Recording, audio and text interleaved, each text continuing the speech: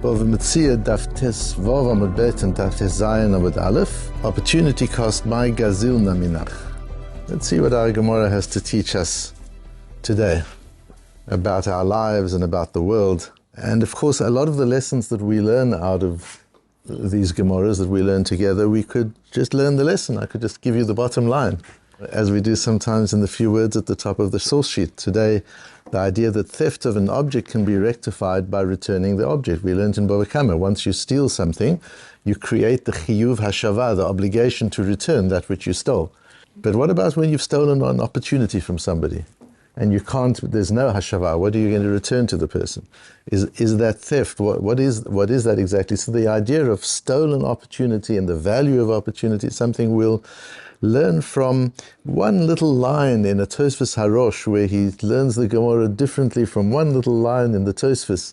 And sometimes one has to focus down on a few words in order to be able to extract the underlying principle. And through working on it, through reasoning it and extrapolating and understanding it, one absorbs the principle much more than just as a piece of information.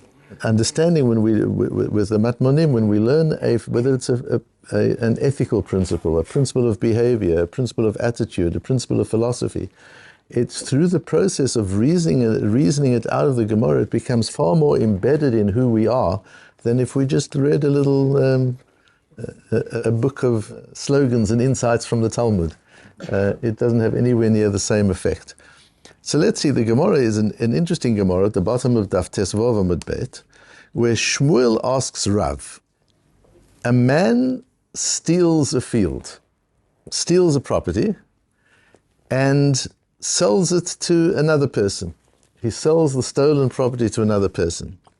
He then goes and buys the property from its original owner. Well, that sounds quite convoluted, but what it really is short selling. Okay, he sold something he didn't yet own, but planned to buy in the future. So he's selling short. It's interesting that in the Gemaras you'll see in our sugya, that's called theft. It's quite interesting to see how we would deal with short selling in modern finance. Because the fact is, you're selling and taking money for something that isn't yours. And yes, you plan to buy it no matter what the cost is, but at that time it isn't so. So here the question is an interesting one. So again, Reuven sells a field to Shimon that isn't his, it isn't Reuven's.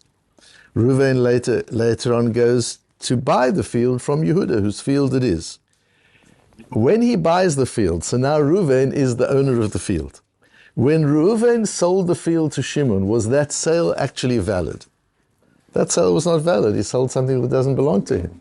So if somebody else now actually bought the field, if Yisachar actually now buys the field, could he go to Shimon, the buyer of the stolen field, and take it back? Yes, he could. He could say, I bought this field. This field was never yours. It was never the property of Yehuda who sold it to you in the first place. And he could take it.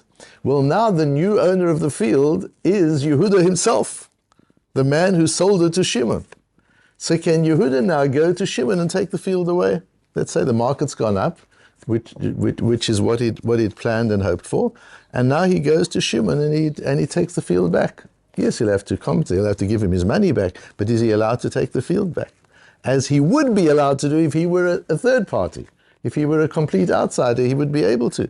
Can he do it as the man who actually effected that very first sale? Interesting question. So Rav answers Shmuel with a principle we have, that what the first one sold the second one was any future rights he might gain in it. So right now I'm selling you a field that I don't have, but I plan to have.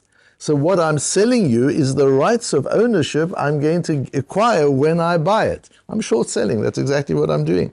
And once I buy it, it will be yours. Until then, you're only buying something in potential. So the Gemara says, my time, yes, but how does it work? The fact is, when Yehuda sold it to Shimon, it didn't belong to Yehuda. If it didn't belong to Yehuda, Shimon didn't buy it. If Shimon didn't buy it, with what kinyan? How does it work that Shimon later gets ownership of something which he never really bought because it was being sold short by the initial seller? So we have two views. We have a machlokes here of Mar Zutra and Rav Ashi. So Rav Ashi and Mar Zutra and Rav Ashi lived at the same time, right at the end of the Gemara. Rav Ashi edited the final versions, or the semi-final versions of the Gemara that we have, and Mar Zutra was a friend of his. Mar Zutra lived at the same time. Mar Zutra is buried up near Kibbutz Baram. Kibbutz Baram is right on the Lebanese border. So it's not a place we can go to at the moment because of Hezbollah. And right outside Kibbutz Baram, there's a very important national park. And in that national park is one of the oldest shuls in Israel from the time of the Bais Sheni. So I don't know if any of you have been there, but it's worth going to when you can. You've been there, Gideon. And in that same park is Mar Zutra's grave. That's where Mar Zutra is buried. And that Mar Zutra and Rav Ashi had a different view as to how this works. Mar Zutra says, Nichale de lo nikaria gazilnã. We can assume that when he bought the field to cover his short position, his intention wasn't to own the field, but so that his buyer of the field would own it, so that he's not going to call him a thief. You buy something from somebody who's selling it short, you always want, is he ever going to get title to the thing that you've bought?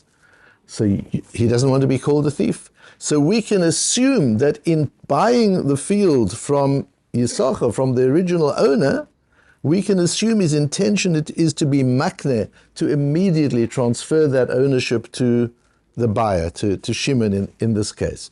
And there's a run that says, yes, but then how does Shimon acquire it? That's all very well for the makneh. We understand how he's passing ownership to Shimon, but how does Shimon acquire it? The run explains that's a Gemara further on. Rav Ashi Omar Nichale Deleku Behemnuta. Rav Ashi says something subtly different.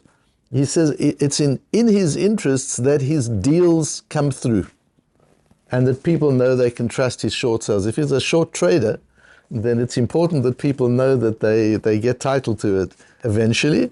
And so for the integrity of his trade, he's going to pass it on to Shimon. In either case, according to Rav Ashi, according to Mar Zutra, we are sure it's a case of Anan Sahadi. It's a case of, as the Rosh is Klomava, Anan Sahadi de l'ukme kamelukeach koboila, that we are the witnesses that his intention is to pass ownership to this buyer, because that's human nature, that must be his intention. Rashi learns it a little bit differently, that it was already in the hands of the Lekach in potential. The buyer bought this field on the understanding that when the deal comes through, it will be his, and this is what this Ganav in the middle, the trader in the middle, makes sure that actually happens. So the Gemara asks, okay, what's the difference between these views, the subtle difference? If I don't want to be called a gazilin, I don't want to be called a thief, or my trade must have integrity to it, what is the difference?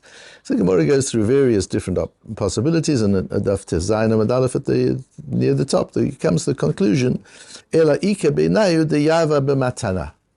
It's true, in a case of sale, there would be no difference between the view of Rav Ashi and the view of Mar Zutra. But imagine he didn't sell it, he gave it away. So I'm giving you a gift of a field that I don't yet own.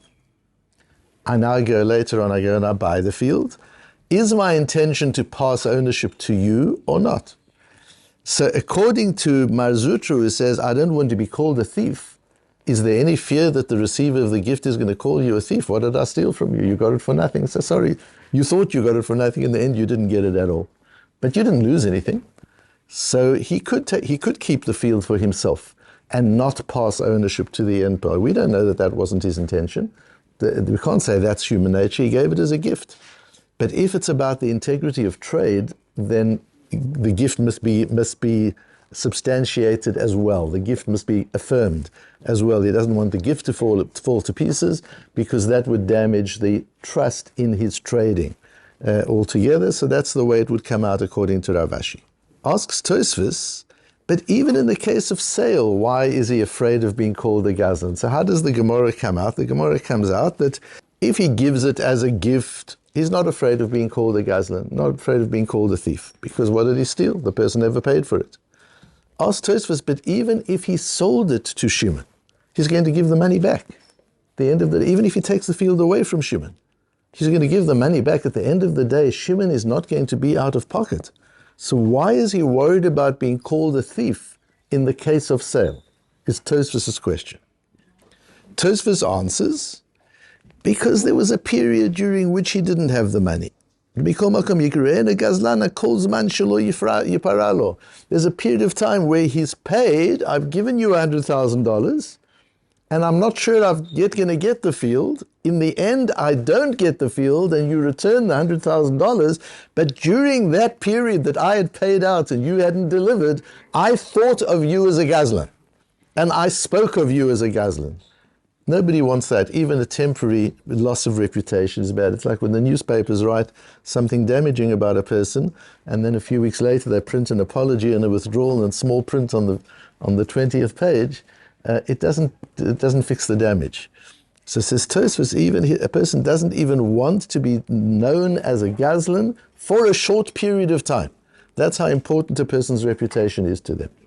Tosfos Harosh learns it a little differently. And he says the difference with a sale is, mikol makom hotzi ma'otav. In the case of a sale, in the case of a gift, I didn't pay any money, so I get it.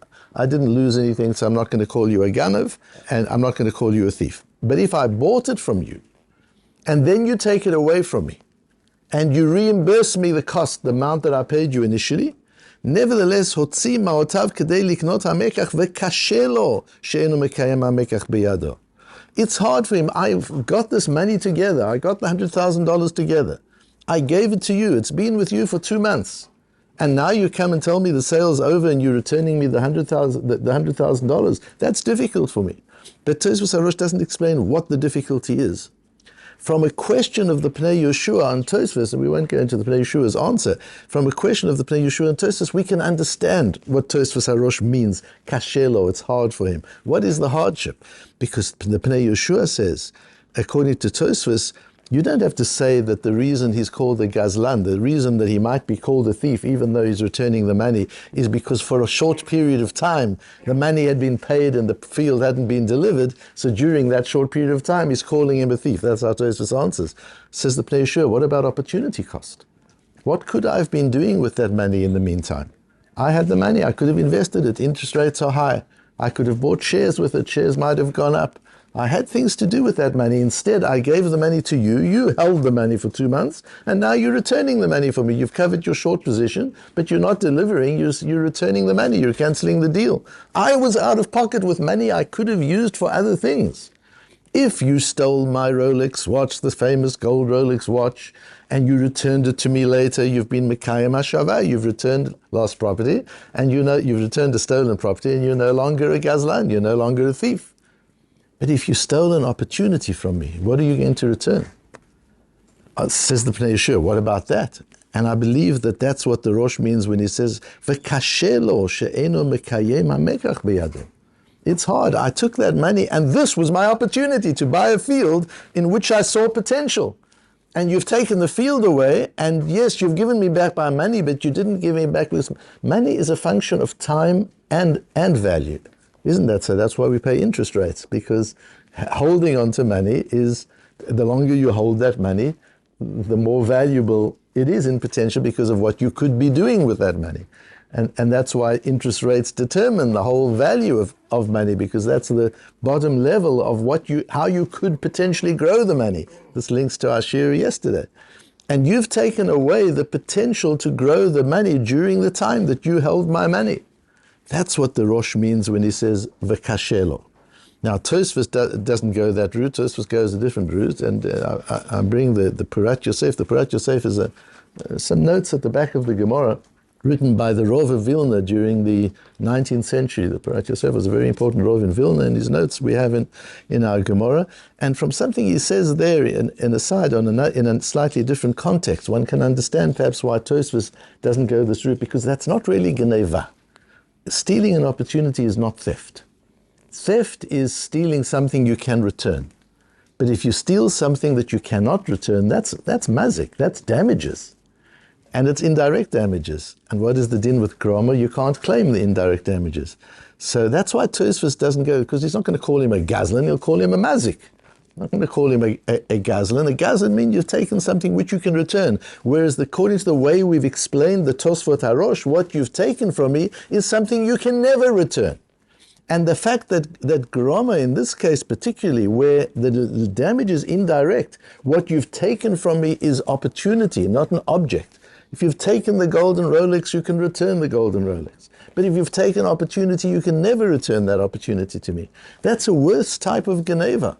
And that's what this person doesn't want. He doesn't want to be known as such a person. So that's why we're sure that when he goes to cover his short position, he's doing so to make sure that the end buyer is taken care of and that the opportunity he identified in investing in this field comes to fruition and he's not left having lost the opportunity cost of the money during the period of time that the seller held the money. That's how sure we are that people's reputation, people don't want to be known, not only not as a ganav, but I don't want to even be known as somebody who deprived you of opportunity to make money, because opportunity is so valuable.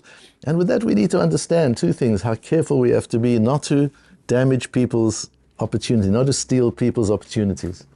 And to steal opportunity, if holding your money for a period of time is a loss of opportunity for you, what about holding your time? What about wasting somebody's time?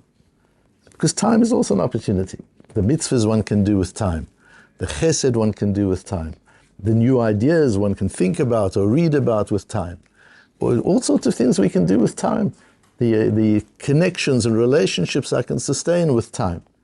If somebody steals my time, that's stealing opportunity.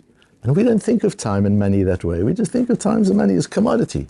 But time and money are both opportunity, laden with opportunity. As we learned yesterday, that the Rebbe Hashem put all this potential of growth and value in the Bria, including in time. There is so much opportunity in time. Be careful that we don't take somebody else's time. And the second thing is that teaches us the other side of the coin, to value our time, to realize that just as if I've got money sitting in the bank and I'm not doing anything with it, that's a loss of opportunity. Why aren't you investing it? Why aren't you doing something? You're losing opportunity. So if I've got time that I'm allowing to sit idle, that's a loss of opportunity. What we could be doing with that time, how we could be using that time, and how important time is as an asset pregnant with value. If we'll only unlock the value of time, the same as we unlock the value of money, and make sure that we respect that potential value in other people's time and money, as we do in our own time and money, and use it well. All of that is an idea as we just look at one little line in Tosfos and a slight variation in Tosfos Harosh, and understanding why the Tosfos Harosh varies it and what he means when he says kashelo, to gain an approach to the way we use time. And when we learn something on a particular day, it's with the Matmonim, with the Daf Yomi, with Parshas HaShavua, if we learn something on a particular day, there's a reason why the Rebbe wants us to know this today. So go through the day with this in mind, and you'll see the opportunities that you're able to enhance as a result of having understood this principle first thing in the morning.